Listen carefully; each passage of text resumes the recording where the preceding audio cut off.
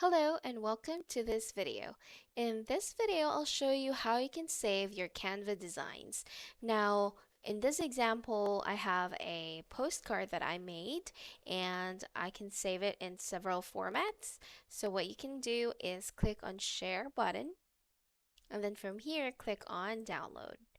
Now from the file type, you are given a few options.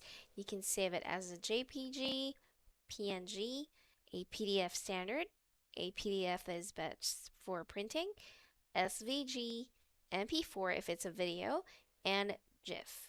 Now I want this to be a photo, so I'll click PNG. Now whatever file type you choose, just go ahead and click download.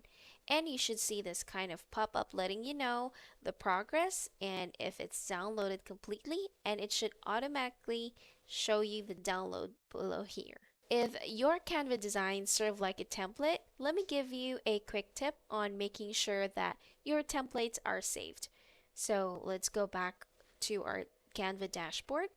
And then when you scroll down a little bit, make sure you're on your For You part. Scroll down a little bit and go under Recent Designs. So as you can see here, I have a thumbnail that I use for YouTube. Now I want to keep this so that I can go back later and maybe do some editing or do some changes, but I also want to make a new one for another video that I have.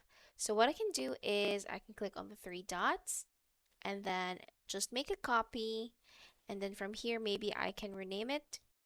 Let's say it's for an intro and just hit enter to save, and then I can go ahead and open it, do some changes without touching this template for my QA thumbnail. And that's about it. Earlier, I was able to show you how you can save your Canva designs and at the same time gave you a quick tip on how to save your templates.